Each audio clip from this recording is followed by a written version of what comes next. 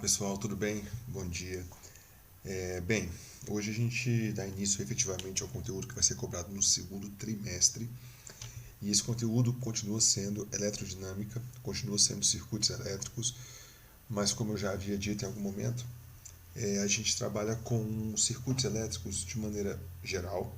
Começamos a trabalhar com circuitos elétricos simples, e o nosso objetivo é ir ampliando esse estudo sobre circuitos elétricos a fim de poder analisar futuramente todo e qualquer instrumento que vai aparecer para a gente, né, na análise de um circuito. Então, eu gostaria que vocês sempre, né, estivessem atentos ao conteúdo como um todo, para a gente poder revisar o conteúdo, no que diz respeito a associações de resistores, associações de geradores, curva de gerador, equação de gerador, potência, fusível, enfim, todos os tipos de dispositivo que a gente já estudou, porque eles serão importantes. Eles continuam fazendo parte do conteúdo, tá? Então vamos lá, a gente vai estudar mais um dispositivo elétrico, que é o receptor elétrico. O que é o receptor elétrico? É qualquer dispositivo capaz de transformar energia elétrica em outro tipo de energia. Por exemplo, o ventilador. O ventilador, ele transforma energia mecânica, ou elétrica, desculpa, em energia mecânica, em movimento. Então ele é um receptor, ele recebe energia elétrica para utilizar essa energia em outro formato. O aspirador de pó, a mesma coisa.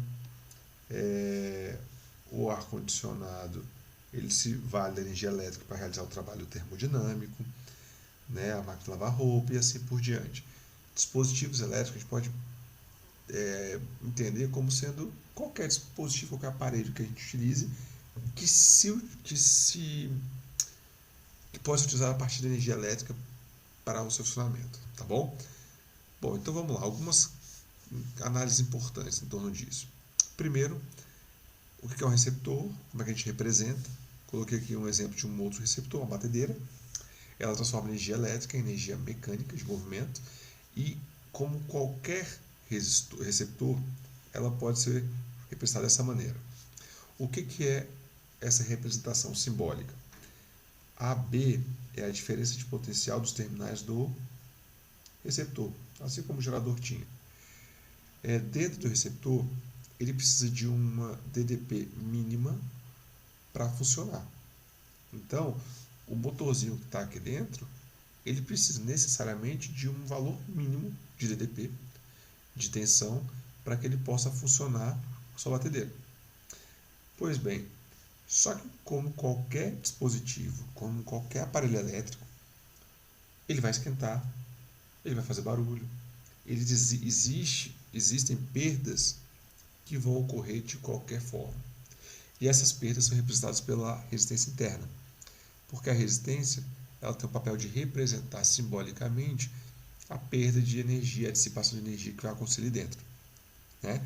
Então, dessa maneira, a gente pode representar a equação do receptor assim: a DDP AB, que é o total, né? Total da DDP envolvida, ela é a DDP útil, que a gente chama de força contra eletromotriz. No gerador era força eletromotriz. Essa é a força contra a eletromotriz, porque ao invés de gerar, ela consome. Tá? E R vezes I, a primeira lei de Ohm, para quem não lembra, U igual a R vezes I. R vezes I sempre representa uma DDP.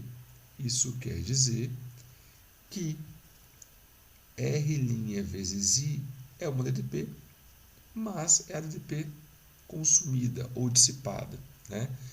Então, a DDP total que um receptor precisa para funcionar, ela é a que o motor, por exemplo, realmente precisa, mais a perda, porque a perda vai ser desconsiderada. Se ele receber só a força contra a eletromotriz, ele vai funcionar abaixo do seu rendimento máximo, né? Por quê? Se Se ele recebe a força eletromotriz e ainda subtrai a perda, ele vai trabalhar abaixo do ideal. Então a DDP total tem que ser o que ele precisa para funcionar mais o que ele perde, para compensar. Bom, potência e rendimento. Aí aqui eu gostaria de detalhar um pouquinho mais com vocês de outra forma. Vamos analisando aqui.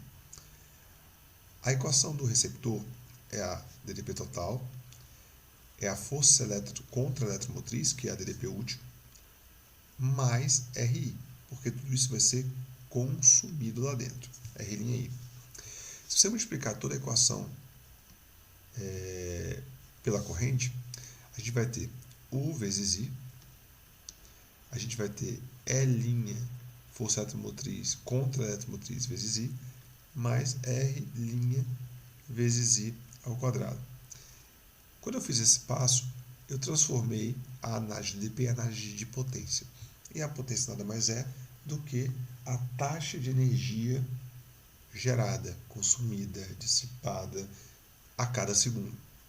Ou seja, se aqui é DDP total, aqui eu estou falando da potência total. Aqui é a contra-eletromotriz, é o que eu preciso para funcionar. Essa seria a potência útil. E essa aqui é a que gera efeito Joule, é a que esquenta, é a que faz barulho, é a potência dissipada. Então, basicamente, a potência total ela vai ser cada vez maior quanto maior for a sua dissipação também, certo? Por onde é que o rendimento entra nisso tudo? O rendimento ele é representado pela letrazinha aqui, ó, grega, e ele representa a parte útil dividido pela parte total de qualquer coisa. Por exemplo, hoje o meu dia foi produtivo. De 8 horas que eu tinha, eu consegui me concentrar 4 horas para estudar. Gente, o rendimento foi de 50%, porque 4 sobre 8 dá 0,5. Né? Então é a parte útil, isso quer dizer que é a potência útil,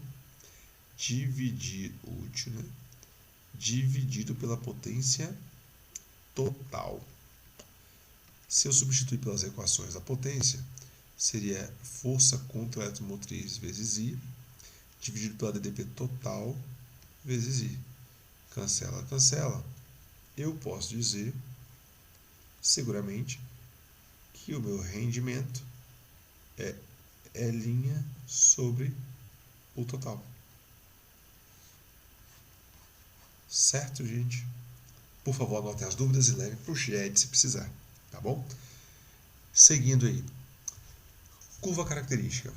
Olha, a curva, ela envolve a DDP, né, que chamou de V, mas é o U, DDP total, e a linha DDP mínima útil para ele funcionar. Então, à medida que ele começa a funcionar, quando a corrente é zero, a DDP nos terminais é a de funcionamento. À medida que ele começa a funcionar, começa a ter corrente, começa a ter dissipação. Ele vai esquentando. Então, a DDP total começa a aumentar. Por quê? Porque ele vai esquentando mais, assim por diante. Mas aí você pode falar assim, professor, parece muito a do gerador. O gerador ela é decrescente porque ele tem um valor gerado e ele vai perdendo à medida que ele consome, né? Mas só cargo de curiosidade. E se eu tivesse 3 gráficos como esse? Qual seria o gráfico, o dispositivo representado por cada gráfico? Bom, primeiro, como eu acabei de falar, o gerador seria esse decrescente. Aqui é o gerador. Porque ele gera uma força eletromotriz de 20, à medida que ele vai esquentando, ele vai perdendo o DDP. E o receptor? O receptor seria esse aqui, ó. Receptor. Por quê? Porque ele tem uma contra-eletromotriz, que é o que ele precisa minimamente para funcionar, e à medida que ele esquenta, ele vai gastando mais ATP. E esse aqui, ó, que tem início no zero, seria o resistor. Só para lembrar e justificar, U é igual a R vezes I. Lembrando que o resistor R, ele pode ser U dividido por I. Isso quer dizer Não tendo corrente, não tem DDP. Ou melhor, né? Não tendo DDP, não tem corrente, porque a DDP é que gera corrente, portanto, ele se inicia no zero, certo? Tendo qualquer DDP, eu vou ter uma corrente associada. Beleza, gente? Bom, espero que tenha ajudado bastante. Espero que vocês leiam sobre receptores no SNE para que a gente possa continuar. Sigam no roteiro do cronograma as atividades serem desenvolvidas e, claro, procurem o chat para tirar as dúvidas. Bons estudos a todos para matar a saudade dos efeitos especiais. Tá aí. Valeu, gente. Muito obrigado e até a próxima.